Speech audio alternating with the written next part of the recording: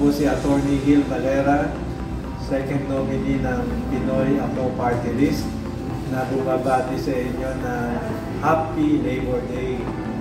Masaya kaming makisalamuha sa inyo dahil in my personal case, dati naman ako obrero din. Dahil nung ako ay high school pa lang, nag-aaral lang naman sa isang public high school, kailangan magtrabaho din sa isang construction company. At naalala ko na pagkatapos ng aming trabaho, uuwi na kami, tapos masaya kami na kikita ng sahod namin. Pero hanggang ngayon, ang issue ay sapat ba ang sweldo ng mga obrero?